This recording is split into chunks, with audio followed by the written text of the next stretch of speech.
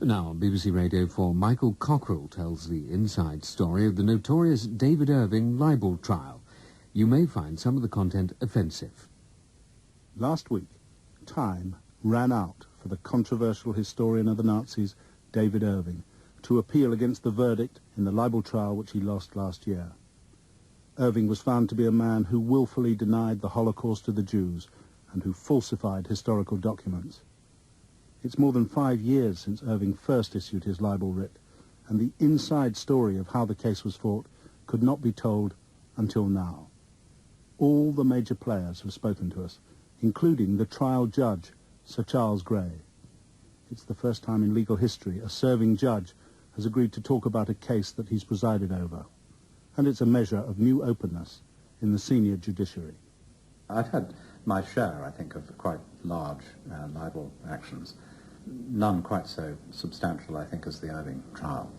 A unique case. One can't imagine that there'll be many other cases, whether in the guise of a libel action or anything else, which will raise the same sort of often horrifying issues as that case did. Also giving their sides of the story are David Irving, who brought the libel action, and the chief defendant in the case, Deborah Lipstadt. She's an American professor and wrote the book Denying the Holocaust, which caused Irving to sue. In the libel trial itself, Deborah Lipstadt chose to remain silent and not give evidence in her defense in court. Did you have any idea when you wrote the book that you would come into conflict with David Irving? Not for a moment. I felt that what I wrote about him, well, it was harsh, it was strong, it was quite direct, was nowhere near as harsh and as condemnatory as what others have written. Other people have written far worse about him. So I thought I was describing a situation which he acknowledged, that he was a Holocaust denier, that he was dangerous because he had a reputation outside his Holocaust denial, that he bent the truth. David Irving, who defended himself in court without recourse to lawyers, had long been a highly controversial historian of the Third Reich. He prided himself on his ability to unearth original Nazi documents that conventional historians couldn't reach.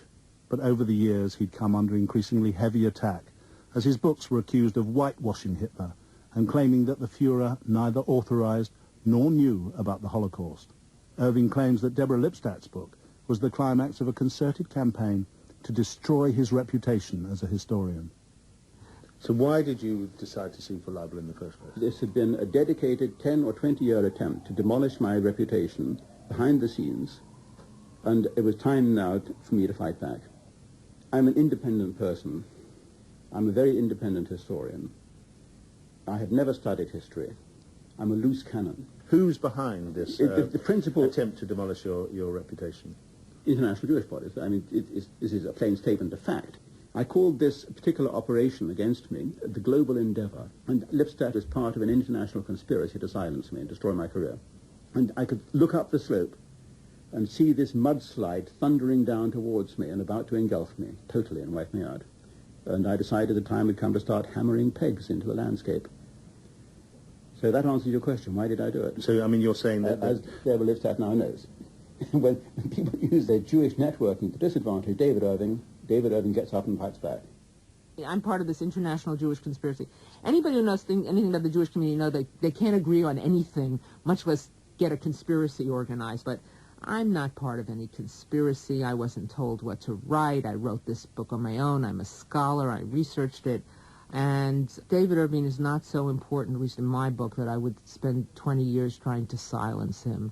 He's trying to turn himself into the victim. I'd like to remind him, maybe he's forgotten, that I was the defendant here. I didn't go and seek out this case. And he chose to mount this battle. We wouldn't be sitting here talking about his lies and his distortions if he hadn't come and sued me. At issue in the case of David Irving versus Deborah Lipstadt was some of the most unspeakable events of the 20th century. The genocide of the Jews in the Second World War and the activities of Adolf Hitler. But as the judge, Sir Charles Grey, said, it was not a trial about the Holocaust. Rather, it was a trial about history, how it's written, and what we, the public, can believe about our past. And the inside story of the whole case is not one of unrelieved gloom.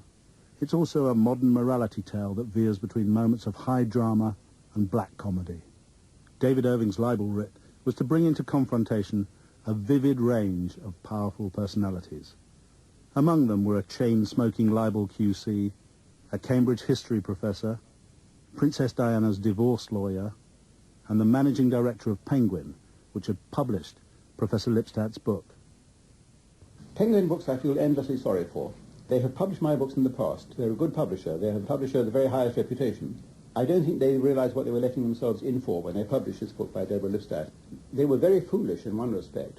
To my knowledge, they never had the book read for libel. No British lawyer would have passed the book in the way it was published. The managing director of Penguin Books is Anthony Forbes Watson, who stood to lose his job and the company's worldwide reputation if he lost to David Irving. Penguin's chief legal advisor is Helena Peacock. Did you have Deborah Lipstadt's book read for libel? No, we didn't. No, we didn't. That's extraordinary. Obviously, with hindsight, we don't know whether or not we would have changed any of the book had we had it read for libel. The book was published first of all in the US, so it didn't fall within our normal systems for reading books for libel. We don't read all books for libel. I think in retrospect, given what has happened since, it might seem a little casual that we didn't read that book for libel. But had we read it for libel, I'm not sure that we would have changed a word. I don't think he assumed I would fight it. I think he thought I was a woman, I was from the United States, I was far away, I would run with my tail between my legs, and I never considered that. I was asked by a lot of people, Deborah, when did you decide to fight this? And then I realized I never decided to fight it. I just knew I couldn't not fight it. I couldn't not fight it and look my colleagues in the face. I couldn't not fight it and look, friends in the face. And I couldn't not fight it and look survivors of the Holocaust and children of survivors in the face. To have not fought it would have been a defeat for all those people and those important things. So the lengthy preparations for the case began. Penguin had their own in-house lawyers and would use the services of an outside firm of solicitors and a leading libel QC to defend themselves and Deborah Lipstadt in court. Lipstadt decided that she should have her own independent legal advisor and turned to the solicitor Anthony Julius, who'd successfully handled Princess Diana's divorce. I was contacted by Deborah Lipstadt and asked if I would act for her. And what was your reaction? Well, I was pleased to be instructed by her. I'd actually already read her book. And were you paid by Deborah Lipstadt? We did the case for nothing for a while. I think it was perhaps 2 years, because it seemed to us to be right to do it pro bono. And what about... Which we do. I mean, the firm Mishcon de Red does a lot of pro bono work, and this was a case that cried out for that kind of representation. The defense lawyers began preparing for the case by commissioning a number of experts in Nazi history to go through all of Irving's books. But both Deborah Lipstadt and Penguin Books at first doubted that the case would ever come to court. With the great majority of libel writs, the case is settled or the writ is never followed up. And Irving did, in fact, make 2 offers to withdraw his writ in exchange for a full apology from Penguin and Deborah Lipstadt for calling him a Holocaust denier and a falsifier of history. Twice before the trial began, I had offered to settle out of court if my opponents would make a private payment of £500 to a charity for the limbless. I will end the action. It would have been over as quick as that. Penguin's managing director, Anthony Forbes Watson. When we received 2 invitations to withdraw from Irving, those were the moments when I, in particular, crystallized my thinking at different stages during the proceedings. The first reaction is that a publisher stands by their own author and by the contents of the book that author has been commissioned to publish. One second reaction is to do with whether the interests of one's shareholders are being well served. Anthony Forbes Watson became convinced by the volume of evidence from the experts which the defence team was building up against Irving. He and